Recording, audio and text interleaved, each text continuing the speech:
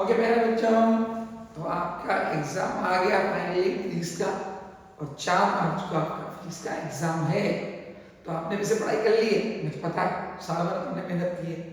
लेकिन प्यारे बच्चों, लास्ट के टाइम पे बच्चा कोई टॉपिक छूट ना जाए, तो हम आपको जो टॉपिक आने के चांसेस ज़्यादा है, जो इम्पोर्टेंट है हर चैप्टर में से, उन टॉपिक को मैं आपको डिस्कस कर रहा हूँ। आपने जो तैयारी की है वो बिल्कुल सॉलिड है, आप अपने फेथ रखें और आराम से रिलैक्स माइंड से क्वेश्चन करें। आपको सारे क्वेश्चन आएंगे, आपने रजिस्टर पढ़ा, आपको सारे क्वेश्चन आएंगे। फिर भी मैं आपको कुछ टॉपिक बता रहा हूँ, जैसे कई बच्चे थोड़ा हो जाते हैं, एग्जाम आ गया तो कुछ टॉपिक को हम बार बार रिपीट करें, तो वो आपको मैं आज टॉपिक बताऊंगा कि आप कौन कौन से टॉपिक रिपीट करके जाएं। ठीक है, तो स्टार्ट करते हैं बताना। तो सबसे पहले ध्यान रखिए, जिस अपन चैप्टर नंबर 1 पर तो बेटा चैप्टर नंबर 1 पर अपन आते हैं, तो देखो चैप्टर नंबर 1 आप ध्यान रखें। एक तो ये जो अपन ने मीडियम और वैक्यूम में फोर्स में रिलेशन पढ़ा है, डाइलेक्ट्रिक कांस्टेंट के बारे में पढ़ा है, इसके बारे में आप थोड़ा पढ़ के जाएं। शॉर्ट क्वेश्चंस आ सकते हैं उसके ऊपर। सिमिलरली कूलम्ब्स लॉ पर भी आपके क्या आ सकता है बेटा, एक शॉर्ट क्वेश्चन आ सकते हैं, उसको आप अच्छे से रखें। इसके बाद में मेरे बच्चों इलेक्ट्रिक फील्ड में जो चार्ज का बिहेवियर होता है, ठीक है, बिहेवियर ऑफ चार्ज, जैसे इलेक्ट्रॉन पे फोर्स की डायरेक्शन में लगता है, कितना एक्सेलरेशन आता है, इस पर आपको इन इलेक्ट्रिक फील्ड, इस पर भी आपको शॉर्ट क्वेश्चन या फिर आपके असेशन रीजन का क्वेश्चन पूछ सकता है।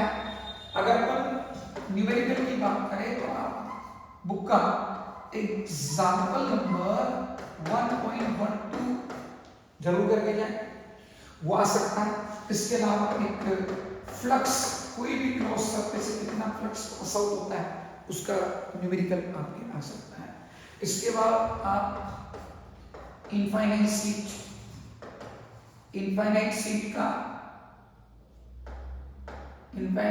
शीट के कारण इलेक्ट्रिक फील्ड का डेरिवेशन पूरा करके जाए, ठीक है।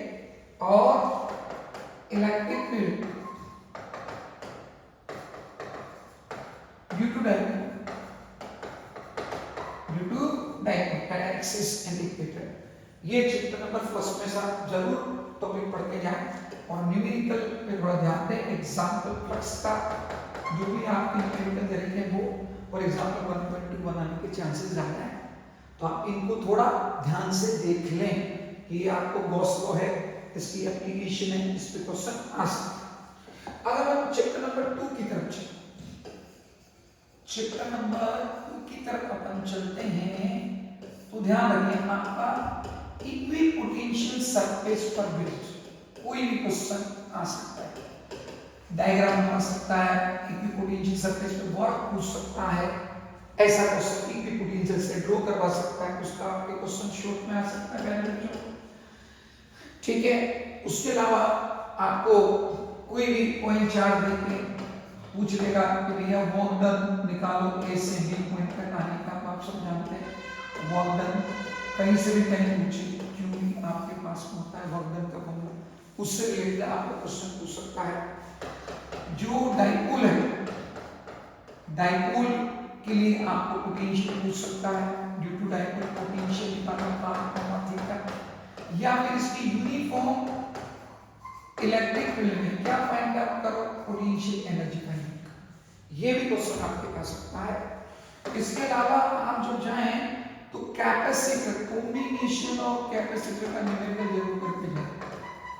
वैसे आया था मैं आज तक, लेकिन इस बार आने के चांसेस ज्यादा है। Numerical on combination of capacitor and electric energy, चाहे वो स्फीयर की हो चाहे वो कैपेसिटर की, उस पर आपका क्वेश्चन पूछ सकता है। और एनर्जी डेंसिटी के बारे में जो हमने फॉर्मूला बनवाया है वो भी आपसे डिस्कस कर सकता है। तो चैप्टर नंबर 2 में इन टॉपिक पे ज्यादा दिमाग लगाकर जाएं, ये क्वेश्चन इंपॉर्टेंट है।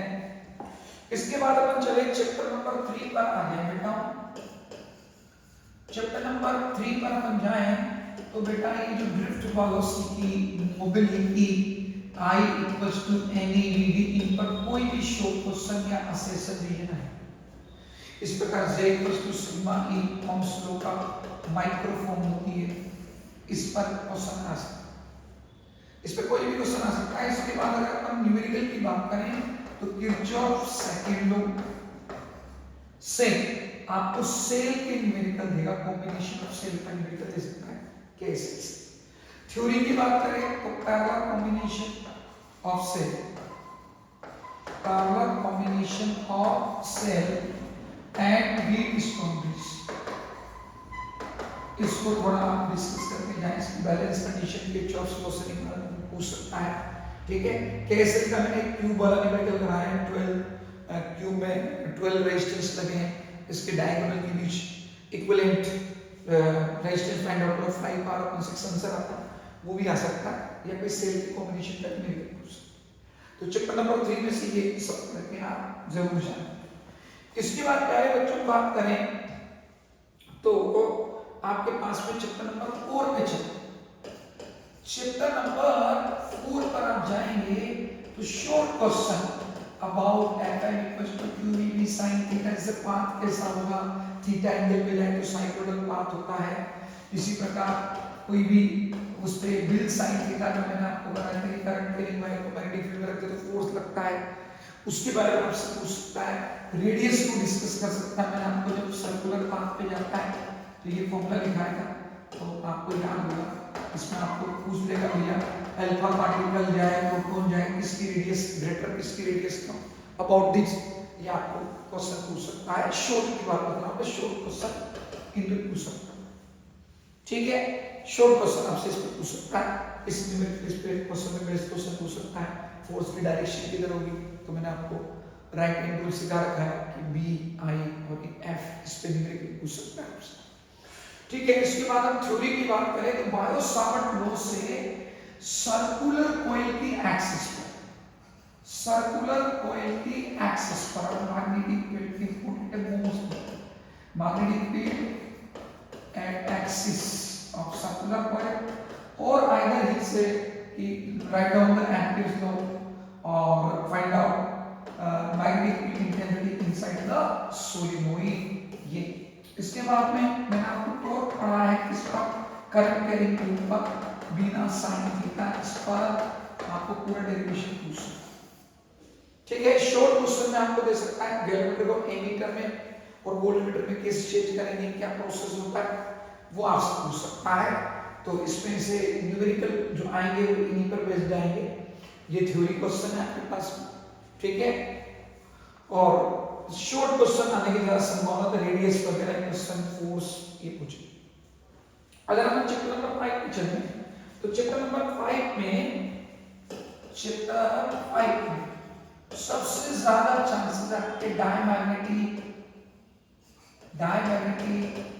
पैरामैग्नेटिक और फेरोमैग्नेटिक, इनके लिए प्यारे बच्चों डाई, पैरा और फेरोमैग्नेटिक, इनके बीच में डिफरेंस पूछ सकता है, इनके लिए काई पूछ सकता है, इनके लिए मैंने आपको mu equals to 1 plus chi equation बताया, जैसे म्यू की वैल्यू पूछ सकता है। आईएच का पूछ सकता है आपको, किसके लिए आईएच का कैसा है, आईएच जिससे काई निकलती है, आईएच का पूछ सकता है। गॉसेस लॉ फॉर मैग्नेटिज्म पूछ सकता है, और डेफिनेशन मैग्नेटिक मीडियम वगैरह इन डेफिनेशन के क्वेश्चन पूछ सकता है। पर मेन क्या चांस इसके हैं, ठीक है। न्यूमेरिकल देगा, इस पे भी दे सकता है, इसमें का b mu naught h plus i, i का होगी मैग्नेटाइजिंग इंटेंसिटी, मैग्नेटाइजिंग फील्ड भी, इस पे न्यूमेरिकल भी पूछ सकता है इस फॉर्मूले। तो आप इनको थोड़ा करके जाएं। चैप्टर नंबर 5 छोटा चैप्टर है इसलिए। इसके बाद हम चैप्टर नंबर 6 पर आए तो चैप्टर नंबर 6 में से न्यूमेरिकल के फुल चांसेस हैं, और न्यूमेरिकल के लिए आप कृपया ये जो फॉर्मूले आपको लिखाए गए -nd 5/dt, इसके बाद में करंट के लिए लिखा रखा है, चार्ज के लिए लिखा रखा है, मैंने आपको याद होगा लिखा रखा है, इस पे बेस्ट न्यूमेरिकल है। इसके अलावा बी वाला मैंने आपको न्यूमेरिकल बना रखा है। रोड अगर रोटेट करती है, डिस्क रोटेट करे या रोड रोटेट करे, उसके लिए फॉर्मूला लिखा रखा है। इसके अलावा सेल्फ इंडक्शन म्यूचुअल इंडक्शन, इस पे किसी पे भी आपको शॉर्ट न्यूमेरिकल आपसे पूछ सकता है, फुल चांसेस है, कोई भी न्यूमेरिकल पूछे। डेरिवेशन पे अगर हम चलते हैं कि भाई डेरिवेशन टाइप कौन सा क्वेश्चन देगा, तो ध्यान रखें कि EMF induced in Matley road rotating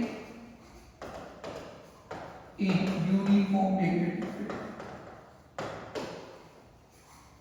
magnetic field, इसके अलावा म्यूचुअल इंडक्शन कोएफिशिएंट, किसके लिए, फॉर कॉन्सेंट्रिक, या तो कॉइल्स के लिए पूछेगा, या जैसे ये बुक में एग्जांपल है ऐसा वाला, या फिर कॉन्सेंट्रिक या सॉरी कोएक्सियल, कॉन्सेंट्रिक और ये कोएक्सियल सोलेनोइड के लिए पूछेगा, इनमें से किसी के म्यूचुअल इंडक्शन कोएफिशिएंट भी आपसे पूछ सकता है, that is the most important. ठीक है, अगर हम चैप्टर नंबर 7 की तरफ चले तो चैप्टर नंबर 7 में से देखो आपके ट्रांसफार्मर का एनर्जी लॉस वगैरह उस कितने टाइप का होता है, इस पे क्वेश्चन पूछ सकता है, मोस्ट इंपोर्टेंट न्यूमेरिकल पूछ सकता है आपसे, Vs upon Vt equals to Ns upon Nt equals to It upon Is, इस फॉर्मूले के न्यूमेरिकल एनर्जी लॉस ये पूछ सकता है। इसके अलावा पावर फैक्टर का क्वेश्चन कंफर्म पूछेगा, पावर फैक्टर एवरेज पर RLC पूछ सकता है, RC किसी के लिए पूछ सकता है।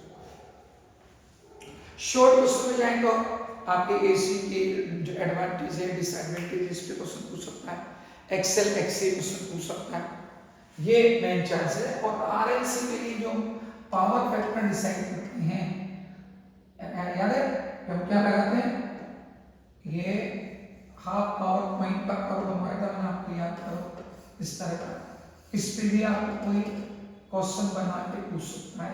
ये हाफ पावर फ्रीक्वेंसी बैंडविड्थ आपको याद होगा, आई नॉट को ओमेगा के बीच में रेजोनेंस फ्रीक्वेंसी है, इस पे भी क्वेश्चन पूछ सकता है, RLC के लिए देगा।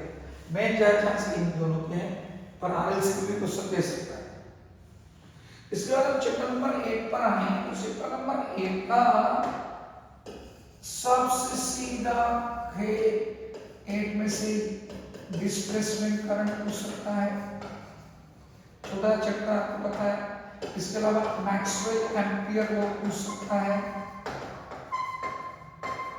इसी प्रकार आपको E not upon V not equals to C के बारे में मैंने क्वेश्चन करा रखे हैं, वो क्वेश्चन पूछ सकता है।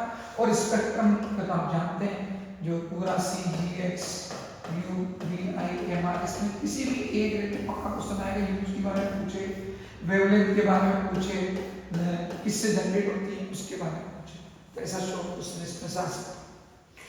चैप्टर नंबर 9 पर अगर आप चलते हैं तो बेटा चैप्टर 9 में से न्यूमेरिकल पक्का है, आप सबको पता है। इस बार न्यूमेरिकल लेंस पर और कॉम्बिनेशन ऑफ लेंस पर पूछे, जिसमें मैंने आपको क्लास में ऐसा करा भी रखा है, आप होगा बुक का एग्जांपल है, उसके आने के प्रॉपर चांसेस। तो लेंस कॉम्बिनेशन पे न्यूमेरिकल पूछेगा, ठीक है। इसके अलावा टेलीस्कोप का मैं आपको FO और FE देके M और ट्यूब की लेंथ सबको बताता हूँ, इसके बारे में कोई भी शॉर्ट क्वेश्चन पूछ सकते हैं। बिग क्वेश्चन में जाए तो लेंस मेथड्स फॉर्मूला, कौन सा लेंस मेथड्स फॉर्मूला करके जाए, और इस पे बेल्ट आपको न्यूमेरिकल्स कराए गए हैं, कृपया उनको करके जाए, मोस्ट इंपोर्टेंट है। और अगला रिफ्रैक्शन बाय प्रिज्म को भी अच्छी तरह करके इस पे न्यूमेरिकल्स थ्योरी को समझाता है न्यूमेरिकल, इसको पक्का पढ़ेंगे। फिर हम चैप्टर नंबर 10 की तरफ चलेंगे। तो चैप्टर नंबर 10 में यंग्स डबल स्लिट एक्सपेरिमेंट का कोई भी numerical action equals to n लेटा d by d, action dash bright fringe के लिए या डार्क फ्रिंज के लिए इसमें मैं कोई भी न्यूमेरिकल या फिर फ्रेंच विड्थ का या फिर I maximum upon I limit निकाल, इसका कोई भी न्यूमेरिकल आपसे पूछ सकता है YDS में, शॉर्ट क्वेश्चन पूछ सकता है। इसके अलावा आप जाएं तो माइनस को क्वेश्चन पूछ सकता है I not cos square theta, सब जगह चांसेस हैं, ठीक है। डिफरेंशियल पैटर्न पे आप छोटा क्वेश्चन पूछ सकता है, इसमें डिफरेंशियल पैटर्न के साथ होता है, इसके बारे में सिंगल सेट से डिफरेंशियल कंडीशन क्या है उस पे आसान से रीजन बना सकता है। फिर हम चलते हैं प्यारे बच्चों चैप्टर नंबर 11 की तरह। चैप्टर नंबर 11 में आप देखो शॉर्ट क्वेश्चन तो पक्का है कि डी ब्रोगली वेवलेंथ के ऊपर ही पूछेगा, डी ब्रोगली वेवलेंथ पर ही पूछेगा शॉर्ट क्वेश्चन, बहुत ज्यादा चांस डी ब्रोगली इलेक्ट्रॉन के लिए हमने लिखा रखा है, इस पे कोई भी क्वेश्चन शॉर्ट में पूछ सकता है आपसे। और फोटो इलेक्ट्रिक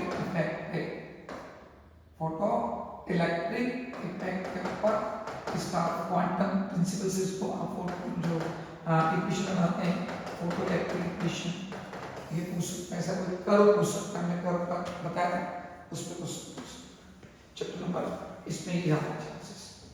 फिर हम चैप्टर नंबर 12 में चले, तो चैप्टर नंबर 12 में आपको मैंने एक क्वेश्चन करा रखा है कि टोटल एनर्जी आपको देकर काइनेटिक एनर्जी पूछता है, तो इसको ओनली माइनस से मल्टीप्लाई करना है, पोटेंशियल एनर्जी पूछता है तो उस समय इसका क्वेश्चन पता करके है, या फिर ऐसे मैंने आपको क्वेश्चन बता रखे हैं, आपको एनर्जी इंटरवल दे देगा, एनर्जी दे देगा और लैम्डा वगैरह पूछ सकता है, जिसका En2 - En1 = hν वेवलेंथ पूछे तो फॉर्मूला दे दो, ये लगे। और अगर गैप ना देके नंबर दे रखा हो कि फर्स्ट में जंप कर रहा है, सेकंड में जंप कर रहा है, तो इसके लिए फॉर्मूला ये आपको सिखा रखा है, इस पे पक्का कोई भी क्वेश्चन है इसमें, ठीक है। फिर चैप्टर नंबर चलते हैं 30 पर, न्यूक्लियर फिजिक्स। कौन सा फिजिक्स? न्यूक्लियर। तो न्यूक्लियर फिजिक्स में क्या आ सकता है, बोर्ड पर देखें, चैप्टर नंबर सबसे मोस्ट इंपोर्टेंट है, आपको पर न्यूक्लियर बाइंडिंग एनर्जी का कर्व पूछ सकता है, कौन स्टेबल कौन अनस्टेबल। इसके अलावा रेडियो एक्टिविटी पे कोई सा क्वेश्चन दे सकता है, किस पे? रेडियो एक्टिविटी पर कोई क्वेश्चन दे सकता है। और ये तो पर न्यूक्लियर बाइंडिंग एनर्जी, इसके अलावा शॉर्ट क्वेश्चन बनाएगा तो रेडियस का ये फॉर्मूला किस पे न्यूमेरिकल बना सकता है, वॉल्यूम पर बना सकता है, और एक डेंसिटी कैरेक्टरिस्टिक कांस्टेंट इस पे क्वेश्चन बना सकता है। और पर न्यूक्लियर एनर्जी मोस्ट इंपोर्टेंट वैसे सारे क्वेश्चन इसके। इसके अलावा मैंने आपको न्यूक्लियर फोर्स और उसकी प्रॉपर्टी पढ़ाई थी, ये प्रक्रिया पढ़ के जाए, इसमें आने के चांसेस ज्यादा है। Nuclear force and it's property, इसको ज्यादा पढ़ के जाए और एक पर न्यूक्लियर बाइंडिंग के लिए आगे बढ़, इस पे एक नॉर्मली क्वेश्चन पूछ सकता है और इन पे शॉर्ट क्वेश्चन पूछ सकता है। अब हम चलते हैं चैप्टर नंबर 14 की तरह। चैप्टर नंबर 14 में एक तो आप डोनर जो इंप्योरिटी होती है और जो अपने एक्सेप्टर इंप्योरिटी होती है, इसके नाम जरूर पढ़ के आएंगे, कौन से डोनर है कौन से एक्सेप्टर है, उनका आपसे क्वेश्चन पूछ सकता है। इसके अलावा आपसे शॉर्ट क्वेश्चन की बात कर रहा हूं मैं, ये पूछ सकता है। इसके अलावा पीएन जंक्शन में इंफॉर्मेशन में कौन कौन सा प्रोसेस होता है, डिफ्यूजन होता है, बता रखा है आपको, ड्रिफ्ट होता है, उसके बारे में आपसे पूछ सकता है। फॉरवर्ड वाइस में डिप्लेशन लेयर की विड्थ पे क्या इफेक्ट पड़ेगा, रिवर्स पे क्या पड़ेगा, ऐसे पूछ सकता है शॉर्ट में। और डोनर एक्सेप्टर इंप्योरिटी के नाम वगैरह पूछ सकता है। इस वजह आपसे पूछता है मोलर्निक, इनऑर्गेनिक सेमीकंडक्टर के नाम लिखो, वो नेम पूछ सकता है आपसे। बड़े क्वेश्चन में आए तो पीएन जंक्शन के लिए कर्व या फिर full wave rectifier most important है, इन पे आपसे क्वेश्चन पूछ सकता है। फुल वेव रेक्टिफायर इसमें मोस्ट इंपोर्टेंट क्वेश्चन पूछता है, फुल वेव रेक्टिफायर का पीएन जंक्शन के लिए कर्व फॉरवर्ड और रिवर्स बाइस में। वो छोटे क्वेश्चन में पूछेगा भाई फॉरवर्ड बाइस में क्या इफेक्ट पड़ता है, नेम बताओ, क्रिस्टल स्ट्रक्चर कैसी होती है, इन सब के नेम पूछ सकते हैं। तो ये प्यारे बच्चों आपके 14 जो चैप्टर हैं, इनमें जो जो क्वेश्चन ज्यादा आने के चांसेस बना आपको पता है, वैसे आप पूरा पढ़ें। कोई दिक्कत आए एनी टाइम आप मुझे फोन कर सकते हैं, व्हाट्सएप कर सकते हैं, ठीक है। फोन नंबर आपको बताइए, ये 2727 आप फोन करके मुझसे क्वेश्चन पूछ सकते हैं, कोई भी प्रॉब्लम हो, ठीक है। बेस्ट ऑफ लक आपको एग्जाम के लिए, ठीक है। Thank you.